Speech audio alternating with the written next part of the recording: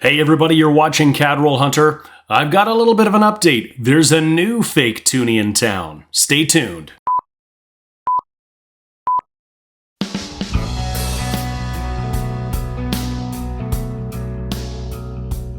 Hey everybody, it's James and you're watching my channel Cadroll Hunter, and I've got a bit of an update here. There is a news article that came out. It's in Canadian Coin News that is telling us that there is a brand new fake toonie that has been discovered. And apparently, Canada Border Service Agency, CBSA, made an arrest and found some of these counterfeits trying to cross the border. And I've got the article here from Canadian Coin News. This just came out on November the 22nd, so very timely because I just put out a video a little while ago from a news article, actually from back in July, talking about a bust this year on the, what I'm going to call the first generation of counterfeit toonies in this batch. We've got some new ones, and what we can see if I pull up the picture here is that what they've tried to do, the counterfeiters this time, is incorporate these security features onto the fake coins. So this image here from the article shows a real toonie on the left and a counterfeit one. This one is bearing the date 2012, but have a look. This counterfeit toonie is showing us the security features that we would see at the top of the reverse of the coin and at the bottom.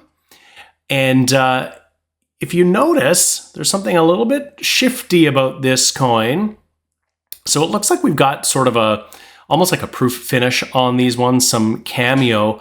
But what's really noticeable, if you take a look, is that the one on the right, the counterfeit, doesn't say Canada $2. It says Canada $Canada, which is very strange. And on the obverse, it does look similar. The font and the lettering is a little bit different. It's got a rounded 2012 instead of a straight 2012. And the counterfeit shows the maple leaf that was on other versions of the toonie. So the article here, and they've interviewed my friend Brent Mackey, who is also a member of the Waterloo Coin Society, and he is I would say he is an expert on the counterfeit toonies. I've pointed out his website, CAMELTOE.ca. I'll put a link in the description for that here. So he has confirmed that this is absolutely a new variation of the counterfeit toonies he hadn't seen previously. And what we don't know is how widespread these are going to be. We're already expecting that there are millions of the camel toe toonies in circulation based on the research that has been done by Brent and others, and based on my own experience of sampling boxes of toonies from my local banks, tells us that there are likely millions of those out there. What we don't know is how widespread these ones are going to be, or are now even. I haven't found one. This news article just came out, and so what we don't know is how many were involved in the arrest, how many were discovered, and how many might have already slipped through. So first of all, if you find or have found any of these, let me know. Let us know in the comments here. Of course, as much as I don't want to get bilked out of $2 by inadvertently buying fake toonies, I'd love to have one of these. They're very different, you know, with this $ in Canada, Canada.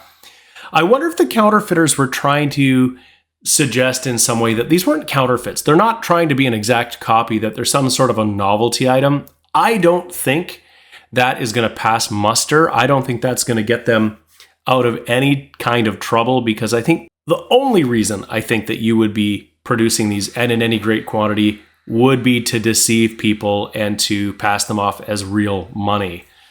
I don't think there's any other legitimate reason. The article here, of course, it's very brief. It doesn't really say much else. Now, Brent thinks this might be a regional variant. It might be something that we only find in the area where they might be circulating. That would suggest that they're circulating or brought in lower quantities. But if it's anything like the old generation, what we know about those is that there's a factory in China that is creating these in bulk, en masse. They were doing it, we know, for as little as 5 cents a piece. So there was a huge profit margin for anyone who could successfully import these into Canada. So we don't know. So if these were only brought in small quantities, they might just circulate in the community where they were passed off. But who knows? We'll find out soon enough if I start to see these, if you start to see these in your Toonie rolls. Let's keep each other posted. Let's let each other know what's happening. I've got a real Toonie here that is on the left-hand side of the screen that includes those security features. Just based on the pictures that are included in this article, it doesn't look like there are visual differences here. This maple leaf on the bottom, on the right-hand side of the screen here, is significantly larger, I think, than the Toonie. There's less sort of blank space in the circle, and I think it's probably not going to have the same level of detail. But at a glance, this Toonie looks legit. If you kind of ignore the sort of the brightness and the cameo in the center here, at the top, you can see the maple leaf in these lines. So they've seemed to have successfully recreated that. The one thing that is different is that these ones here on the real Toonie change their appearance based on the angle and the lighting. I suspect that this one is not as sophisticated and is not going to do that. But until I can see one of these in my hand, I don't know. They still look pretty real, and I think these are going to fool the vast majority of collectors. I think the other thing to note is that what they've done is managed to improve on the camel toe. The camel toe is no longer as visible. I know it's really small here on screen. I'll try to pull one up a little bit bigger, but it looks like they've improved on the old design, and that's not as apparent. And I'll pull a camel toe Toonie up so we can have another quick peek here.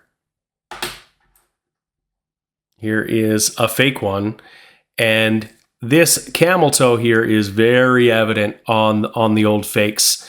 It looks like, from what we can see in this image here from one of the seized coins, that the camel toe is no longer gone. It might look a lot like this one here, which is a real Toonie. Based on what we can see, that seems to be the case. So, and of course, for those of you who are really observant, you might have noticed my Spotify open on the right-hand side of the screen to my brand new Christmas single, In the Mood for Christmas. Give it a spin. It's got some great musicians who work on it and another amazing recording artist, Amanda Kind. I've done a recording project with her in the past. So if you're at all even vaguely interested in hearing any of my music, go check out Spotify. This is my artist name here. You can see that. And look up my song, In the Mood for Christmas. Give it a spin. Let me know what you think. You can put that in the comments here too. Anyway, I hope you enjoyed this little update and appreciated this information that was brought to my attention by one of my subscribers who saw the article. So thank you so much, Brian, for pointing this out to me and bringing this article to my attention. If you did enjoy it, please give the video a like. And if you haven't already subscribed to my channel, Cadroll Hunter, why don't you go ahead and do that? It's easy. Just click the button. You'll find out when my new videos are coming out. We often do coin roll hunting, coin collecting, special purchases. We look through coins that I find. Sometimes I've got news updates like this. Thank you so much for watching. We'll see you again next time. The sponsors of today's video are Lighthouse Canada and the Charlton Press.